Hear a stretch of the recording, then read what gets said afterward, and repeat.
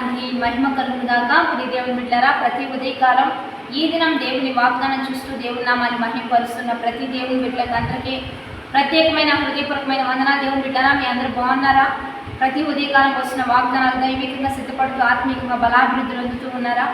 ఈ దినం దేవుడు మనతో ఏం మాట్లాడబోతున్నాడు చూద్దాం. పరిశుద్ధ లేఖన గ్రంథంలో నుంచి సామెతలు 12వ అధ్యాయం 1వ వచనం చదువుకుందాం. శిక్షను ప్రేమించువాడు జ్ఞానమును ప్రేమించువాడు, గద్దింపును అసహ్యించుకునేవాడు పశుప్రాయుడు. ఈరోజు దేవుని బిడ్డారా, దేవుడు మనతో మాట్లాడుతున్నాడు. శిక్షను ప్రేమించువాడు జ్ఞానవంతుడని, జ్ఞానమును ప్రేమించువాడని, గద్దింపును అసహ్యించుకునేవాడు పశుప్రాయుడని దేవుడు మనతో మాట్లాడుతూ ఉన్నాడు. ఈరోజు దేవుని బిడ్డారా, మనకు జ్ఞానం ఉండాలి, తెలివి ఉండాలి, వివేచన ఉండాలి.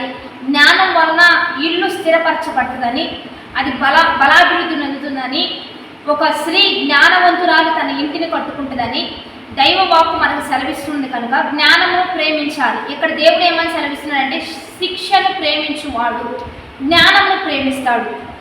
ఇక్కడ గద్దింపును అసహ్యించుకునేవాడు పశుప్రాయుడు. ఒక చంటి బిడ్డ ఉన్నాడు అంటే తల్లి తండ్రి ఆ బిడ్డ బాగు కొరకే కొన్ని విషయాల్లో గద్దిస్తారు. అది దేనిని బట్టి గద్దిస్తారు అంటే, మేలు చేయాలని, మంచి చేయాలని, బిడ్డ బాగుపడాలని, బిడ్డ ఆశీర్వాదకారకంగా భవిష్యత్తులో ఉండాలని, ప్రమాదం లేకుండా క్షేమస్థితిలో ఉండాలని ఒక తల్లిదండ్రులు గద్దిస్తారు. ఈరోజు దేవాతి దేవుడు వాక్యము ద్వారా నిన్ను గద్దిస్తున్నాడా? పరిస్థితుల వలన నిన్ను గద్దిస్తూ ఉన్నాడా? స్థితిగతుల వలన నీకు ఒకసారి నీ జీవితాన్ని నీకు చూపిస్తూ ఉన్నాడా? నీవు జ్ఞానం తెచ్చుకొని దానికి లోబడి ముందుకు వెళ్ళాలి తప్పించి దాని వలన వచ్చే శిక్ష, దాన్ని ప్రేమిస్తూ జ్ఞానం సంపాదించుకోవాలి. కానీ ఎందుకు నన్ను గద్దింపు, ఎందుకు నా జీవితంలో శ్రమలు, ఎందుకు శోధనలు, ఎందుకు ఇటువంటి పరిస్థితులు, ఎందుకు ఈ శిక్ష, ఎందుకు ఈ పరిస్థితులని కృంగిపోకుండా, వేదన పడకుండా, దేవునికి దూరం కాకుండా నువ్వు ఉండాలి. ఒకవేళ దూరం అవుతూ ఉంటే పశుప్రాయుడవి, నువ్వు ఇంకా చిన్న బిడ్డవే, ఇంకా నీకు జ్ఞానం లేదు.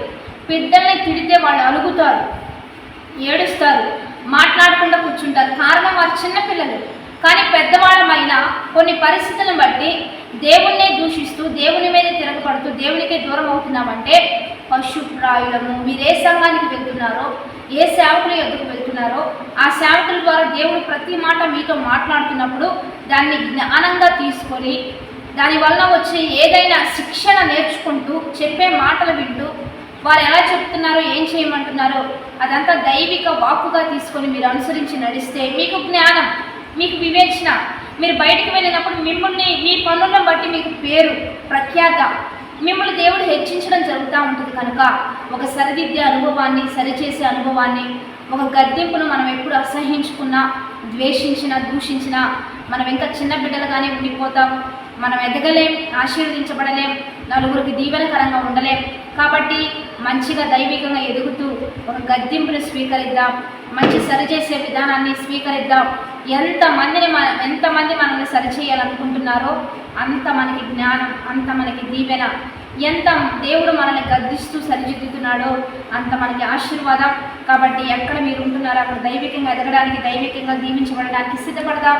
వాగ్దానాన్ని బట్టి ప్రార్థన చేద్దాం. పరిశుద్ధుడా, మహోన్నతుడా, గొప్ప దేవ, ఈ దినం మీరు మాకు ఇస్తున్న బలమైన వాక్ వచ్చిన బట్టి నీకు మహిమ.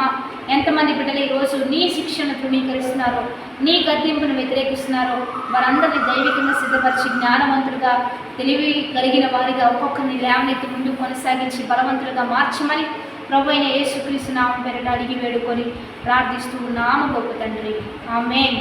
మా వీడియో మీకు నచ్చితే లైక్, షేర్, కామెంట్, సబ్స్క్రైబ్ చేసుకోండి. Have a blessed day. Amen. Amen.